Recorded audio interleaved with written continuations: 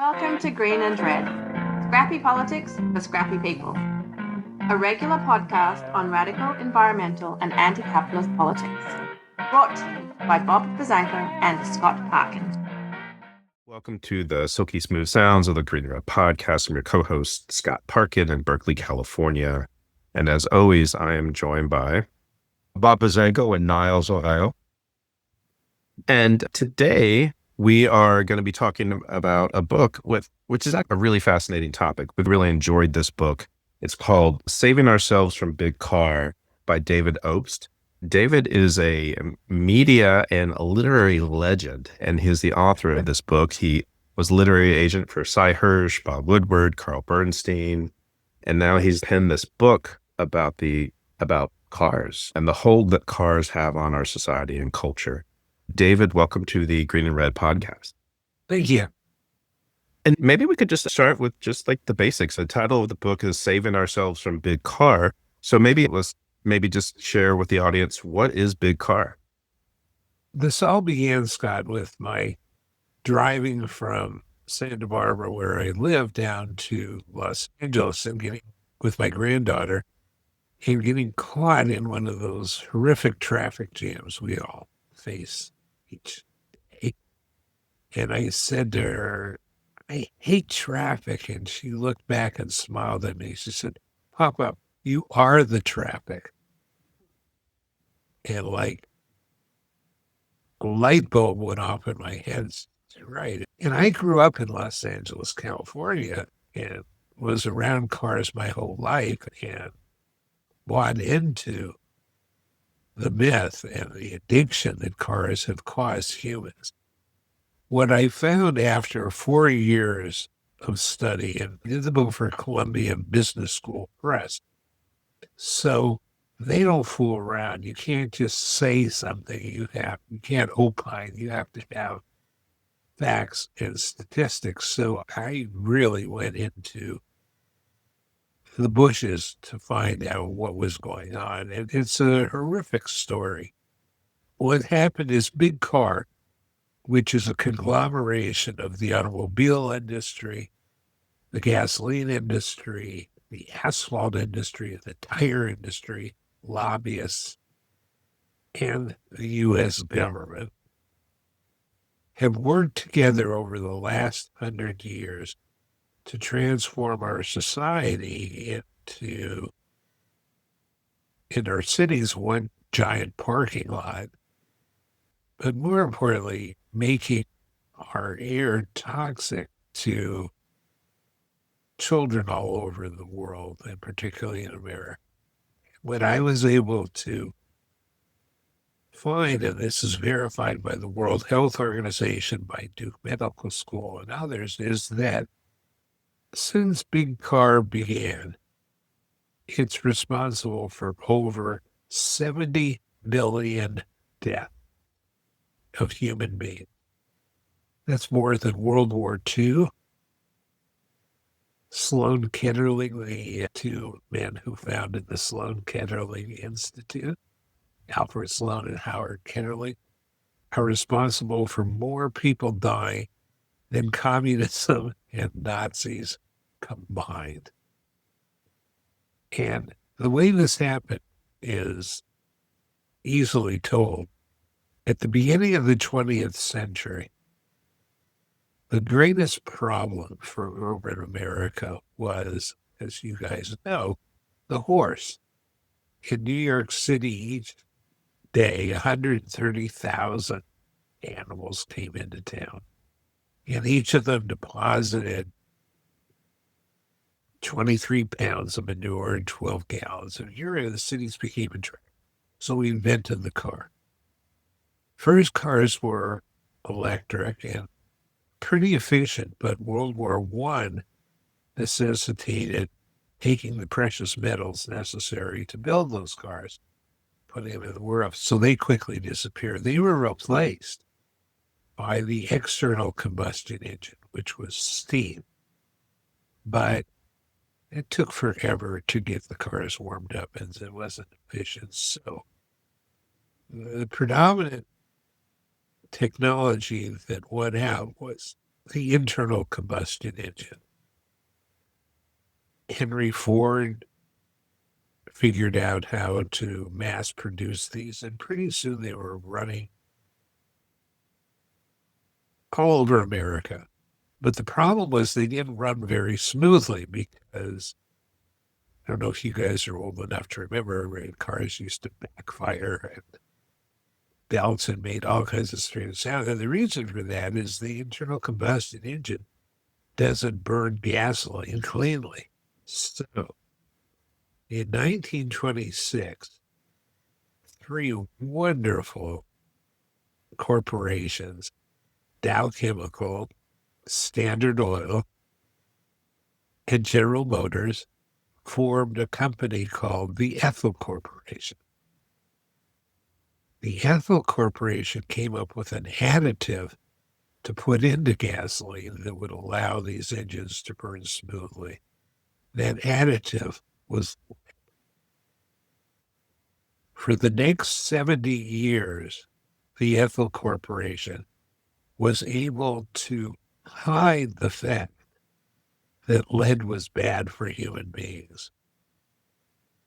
No scientist, no research laboratory, no university, nobody except the Envelope Corporation had access to these records. And they lied about it. There are numerous public hearings, and each time they would trot out these well-paid, well-publicized scientists, and they say, oh, no, it's just a drop of lead. It's no more dangerous than having a drop of water in your gas.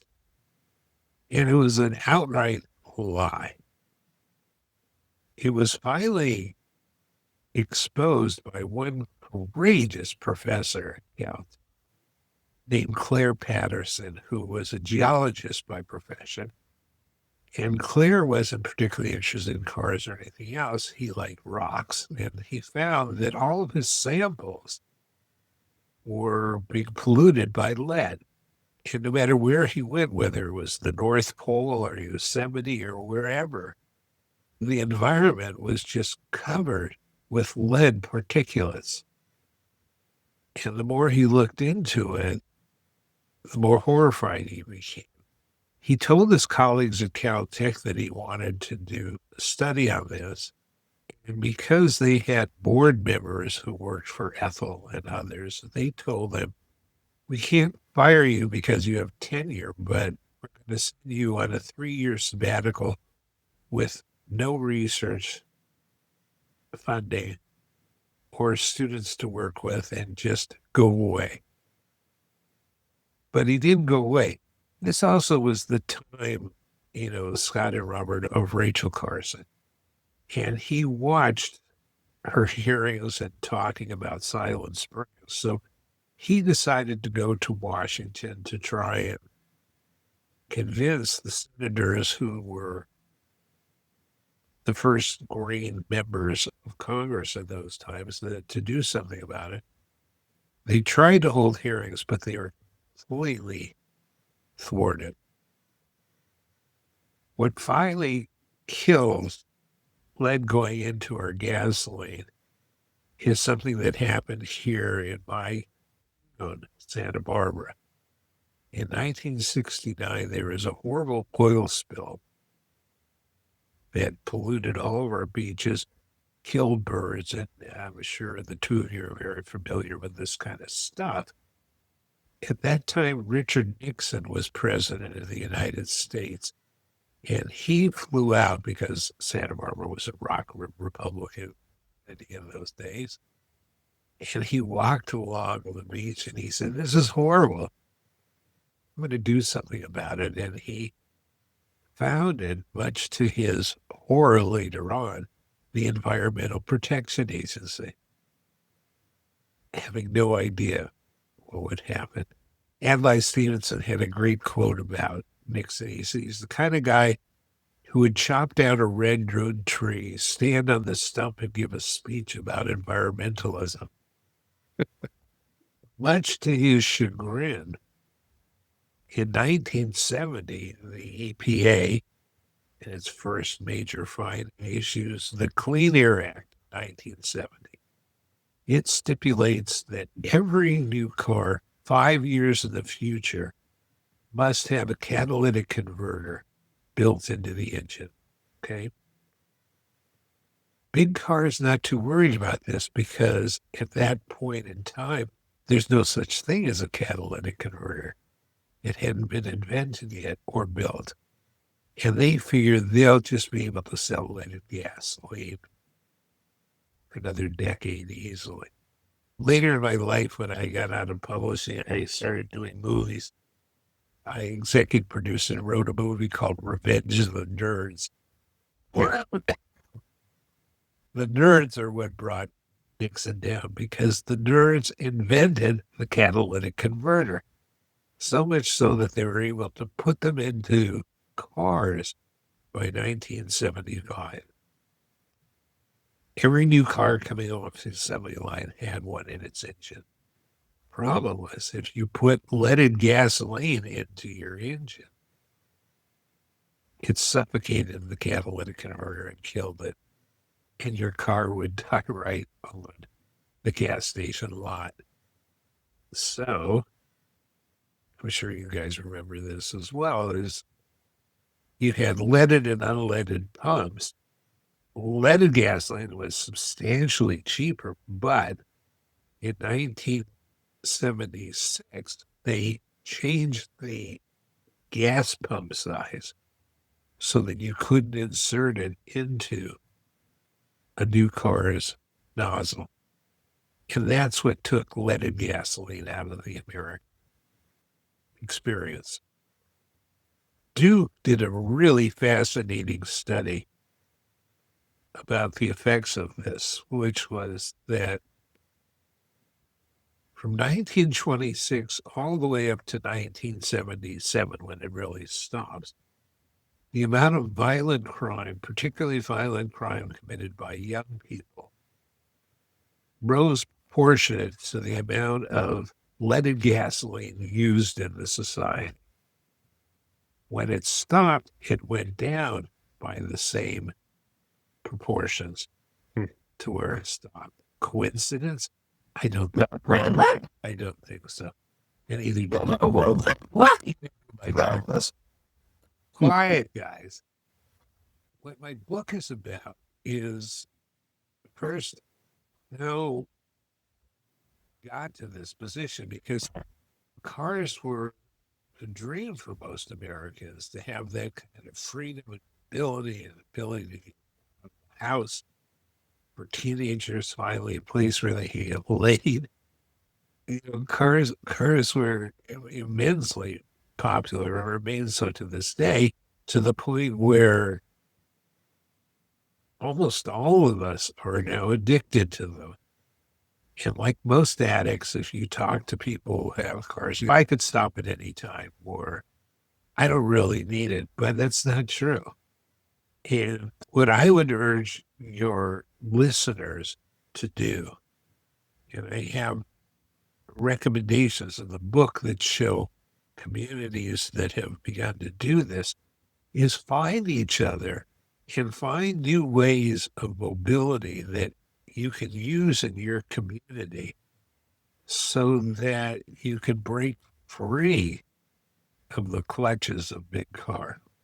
One thing I'm curious about is in the last 100+ years, we've really had this sort of, we've had Big Car really grab onto our society. It's like very embedded in the culture. You see it in film, in advertising, and this wasn't an organic process. This was a little bit planned by people like Alfred Sloan. In the book, you talk about planned obsolescence. Like, you need to buy a new car every year. He invented it. Yeah, exactly. You talk about conspicuous consumption, where like you just need to have a fancier or nicer car than your neighbor. And I'm just wondering if you could actually just talk a little bit about that how it's socialized. And the ultimate goal here is just for them to make money and sell cars. And so there's this where it's really integrated in with like our consumer capitalist system. Yes. Scott, the very first book I ever did It was a book called In the Name of Profit, Profiles in Corporate Greed. I published it in 1971. And it was a collection of stories of pillars of the community who chose greed over the public good to make money. So, for example, General Motors had a bus that the brakes didn't work on, and they decided it would be cheaper just to pay people who were killed in bus crashes than recall the buses. And they got away with it. Nobody was ever prosecuted or, okay, so this has been a problem in our society for quite a while. One of the most depressing things I found while researching the book is not much has changed. So here's how it came about, is every time Big Car faced an obstacle that could have slowed it down, it bought its way out of it. So I'll go real quickly through just 3 instances. At the beginning of the car age, the streets still belonged to the people. Pedestrians crossed the street wherever they wished. There was no such things as stoplights or crosswalks or anything else. The result was that this new technological device that was thousands of pounds and streaming down the same streets that the people were on were killing them in record numbers. New York City at the end of the 1920s, they had a memorial service for thousands of kids who had been killed by cars. So what does Big Car do? They changed the onus for these people being killed from the car to the people. They first come up with a really clever use of the language. There's no such thing as a car crash or a car fatality. What there is a car accident. Okay, an accident is when Scott spills his coffee or Robert bumps into somebody. These weren't accidents. These were fatalities. But the big thing they came up with was they invented the crime of jaywalk. Okay. And not only did this work, but they were able to get the Boy Scouts of America, the Automobile Club of America, Chamber of Commerce is out of it to join in. So any person, excuse me, crossing a street in the middle would be accosted by some kid blowing a whistle and screaming at them, "Go back, you're breaking the law." And so they taught in a very short period of time the whole population of America to obey Big Car's rules for how streets were to be used. So that was part 1. Part 2 is that there very quickly were way more cars than there was street size, and way more cars than there was parking for it. So you had the problem of congestion. That problem was solved by engineers who basically ran America at that time, because in this period of the 40s, 50s, 60s is that if there was a problem in your community, you turned it over to a civil engineer. So they took care of the sewers and they took care of electricity and other things. So they now took care of the streets, and their solution for congestion was simply to widen the streets. First thing they did was wipe out all people who used to work on the sidewalks, kiosks and things like that, all gone. Secondly is they made the streets wider and wider so that there was just no place to stop in front of a store any longer because it was all traffic lanes. And lastly, is they neglected to realize that people had to put these cars someplace after they got into metropolitan areas. So people spent about 35 to 40% of their gasoline time and time in their car looking for parking. I feel like that's half my life is looking for parking. So you know it, and I'm sure your listeners all know what I'm talking. Okay. The third and final aspect of this was that Dwight Eisenhower, who was commander-in-chief of the Allied armed forces in the Second World War in Europe, while he was in Germany, saw the Autobahn, and he said, "We've got to get one of those." He just said, "I want that." So in 1956, he gets Congress to pass the National Defense Transportation Act, which basically meant that anything that was nailed down was paved. It is the largest public works project in our nation's history. Thousands and tens of thousands of miles are turned into highways, freeways, thoroughfares, etc.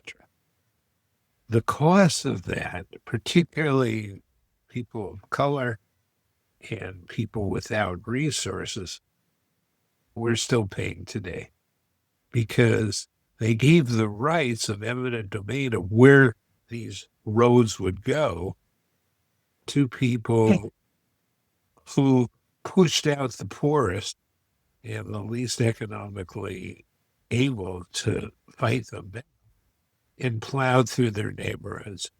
So churches and schools and houses were obliterated to put these new roads through, and they continue to today.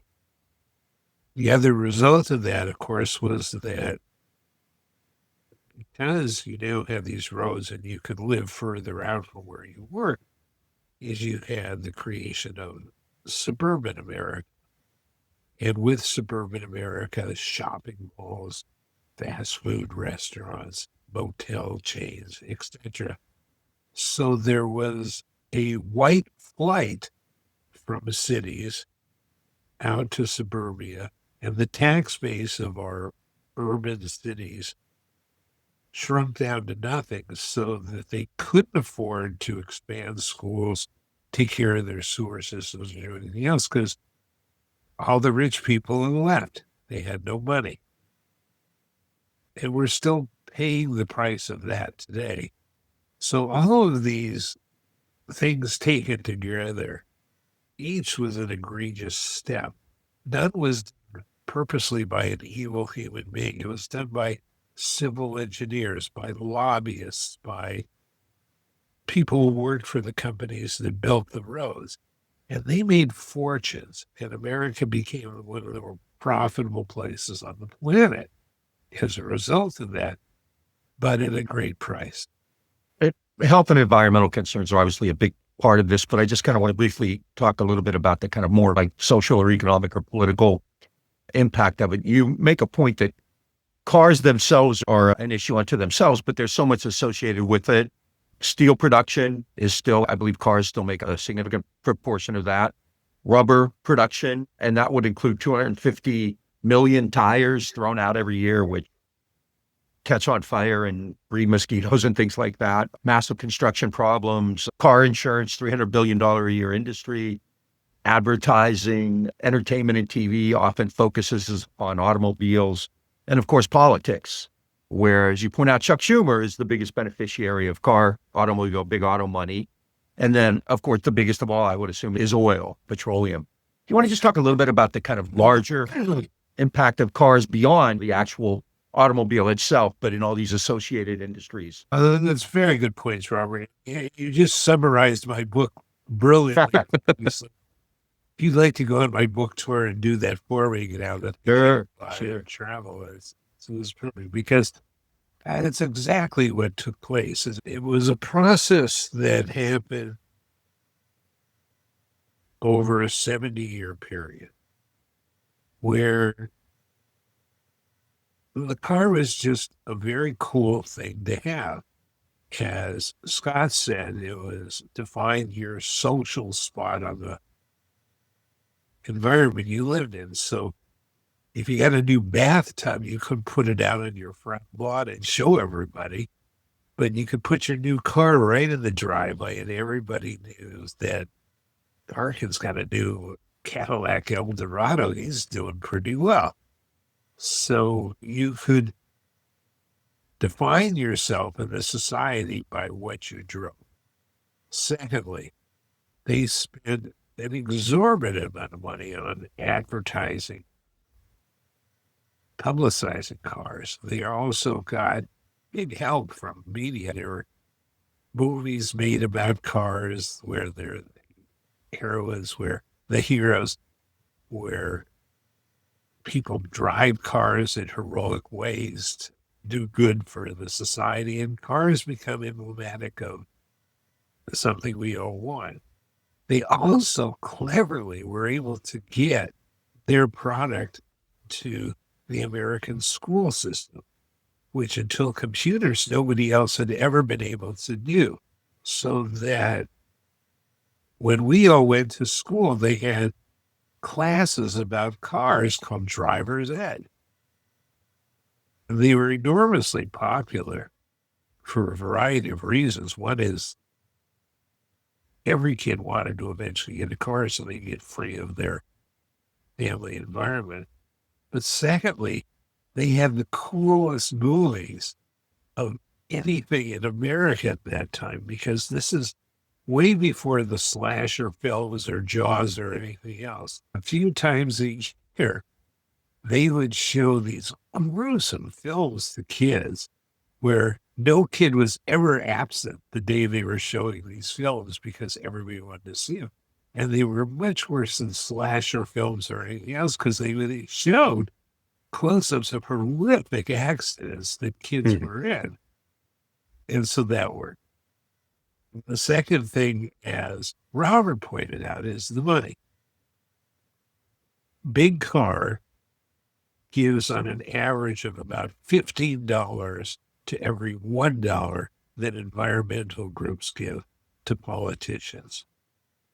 Since 97% of the candidates who run for re-election win if they've spent the most money on media, that's a sure ticket for success. And it doesn't matter if they're Democrats or Republicans, as Robert pointed out. Chuck Schumer was the largest recipient of big car money anywhere. And lastly, the people who are supposed to be protecting us in these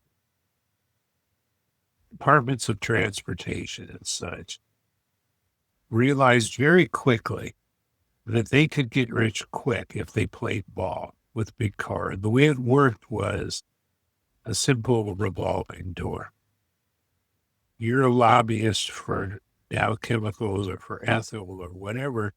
You go in to meet with the Department of Transportation and you say, hey, you're only going to be here for another 3-4 years. When you get out, wouldn't you like to have a job like mine where you made 6 figures, could live in a beautiful suburban community? You play ball with us. There's a job waiting for you. 90% of all lobbyists are former federal employees. Okay? So it's just a revolving door where these people get bought off when they're in their positions. And everybody at the end, it's really a mess. And nobody wants to talk about it because there's too much money at stake. It's also, I think, defined our culture. Like I was a professor for 30 years, so I would teach intro U.S. history. and actually talk about this. And you get to the point where being a car is like being American. I saw an ad the other day. It was for a truck company. I forget, my Ford or Ram, and said the only thing we can't stop doing is being American. And it would be like if you criticize cars, you'd be a communist during the Cold War. Right? Yeah, absolutely. And I'll tell you another good example of that, Robert, is when the seatbelt was invented 40 years before it actually got put into automobiles. And the reason it was kept out is it would have cost automobile manufacturers an additional $4.13 per car to put in, and they were too cheap to do it. So they aligned with the same people who are doing now the anti-vaccine things and stuff, is that people said that they had a right to get into their cars without being told what to do. That was the American way, is nobody's going to. And tens, thousands of people were killed needlessly in car crashes. And the only reason we finally got seatbelts in the car is the Big Car was afraid that the airbag was going to be too expensive to put in. So they compromised and put in seatbelts first, hoping to forestall it. It didn't work. But the thing that I point out in the book, and that is just part of human nature, is that these mostly men who did these things for tire companies, for asphalt companies and stuff, weren't evil by nature. They're the pillars of their communities. They were looked up to. They belonged to the right clubs and such. But they're willing to compromise public safety for profit. And nobody called them on it. Nobody in Congress was brave enough. And you guys know this is what you do for a living, is the Paris Accords were defeated in the United States Congress by a vote of 99-0. There wasn't a single person in the Senate brave enough to stand up to Big Car and say, yes, we'll go along with this. Okay. Environmental laws have been fought by the AAA ever since their inception. And all of us think of the AAA as benign, wonderful, value neutral, but it's not. It's just a tool of Big Car. It has fought every bill that's ever come before any state legislature that tries to expand municipal transportation other than the car. So what I hope my book will be is a unifying call for people to read and learn from, but more importantly, to get in touch with the people at the end of the book that I've talked about, who use mobility as a service, so that you can find ways to get around without using cars. Let me just tell you real quickly what I'm about to do here in Santa Barbara, and I'd love to get your guys' input on this. I'm working with our county government, our city government, and our University School of Environmental Studies to build a series of car-free zones here in Santa Barbara. The way it will work is Robert knows he has to be downtown at 9:15. So he arranges for an electric van to pick him up at his house, take him to a transportation hub nearby. He will know exactly when the bus that's supposed to be coming to take him to downtown will be there, because the technologies allow us to now do that. So you'll get right onto the bus. It drops you off. You get off. There are bikes, scooters, and of course walking that allow you to get to your next place. You do what you have to do during the day. You come back to your hub, you're taken back to your house, and you never had to use your car the whole day. You save thousands of dollars, parking, gasoline. But more importantly is you don't add to the horrible congestion of our cities and to our climate by doing that. And unless we get people to begin living like that, and they're doing it in places like Helsinki and Copenhagen and Taipei, Portland and others, and Tempe, there's a lot of good examples. It's just a question of your listeners finding each other, getting together, forming these organizations, listening to shows like yourself that give them instructions on how to do this, or we're done as a species. Before we had started recording, you had talked about lead batteries and the burning of lead batteries in Africa. I'm just wondering if you want to mention that.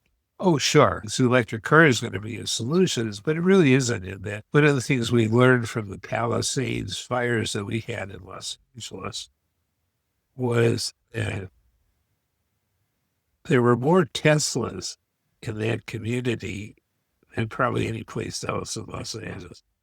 They all blew up and exploded. So the amount of lead that is in the soil that had to be cleared out of there and taken to dumps is frightening. Okay, that's one thing. The second thing is that lead batteries have a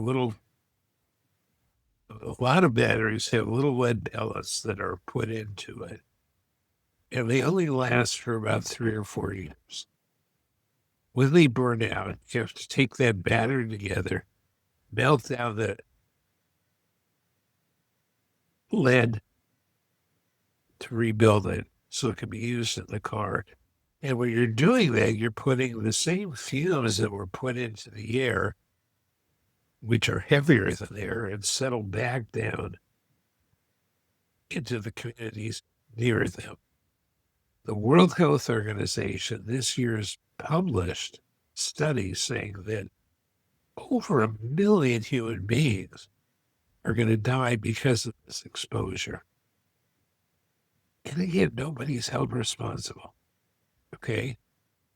That's not going to be an answer either. The answer has to be people finding ways to transport themselves in clean environment vehicles from their home to where they have to go to either work or eat or shop or whatever their experience is. And it's doable, and they will save an immense amount of money. But we just have to find enough examples of that to convince other people around them that they should do it also. So that's what I'm going to try and do in Santa Barbara, is create one zone that is absolutely car-free, private car-free. And I would urge people to do that in Ohio and in Berkeley and in other places as well. We do have some car-free streets here in Berkeley. That's good. It's a start. Yeah. Because twice I've been a visiting professor in Venice where there's no wheeled vehicles at all. And it was weird at first, but it was great. You walk everywhere. You don't have to worry about that. You can breathe the air fairly cleanly. And then I lived in Texas for 30 years where every time somebody mentioned mass transit, they were like castigated and banished. The oil companies and the construction companies and the politicians in Texas wouldn't hear of it. No, because they make too much money, Robert. They make, for every mile of new road they lay, they get millions and millions of dollars. And we've predicated our society now on this notion that continue to expand big cars is somehow going to keep our economy growing, but it's not. It's actually going to wipe out our economy because I'll just give you a final example, okay? Last night on NBC Nightly News, or it was a couple of nights, I don't know what it was, but The new head of Trump's Environmental Protection Agency said, I am going to drive a stake through the heart of the environmental movement. Yeah. Okay. The next 4 stories were about environmental disasters, floods, hurricanes, fires, windstorms. These people must think it's not going to get to them. I don't know what they're thinking. They think it's a hoax. I don't think they think it really happens. But they must have friends, Scott, that, Yeah. that are being affected by this. They've got to have seen what happens in communities not too far away from there, that the result of the environment is having on them. At some point, they've got to come around and understand that we have no choice. Look, the fact is, since the earth was created,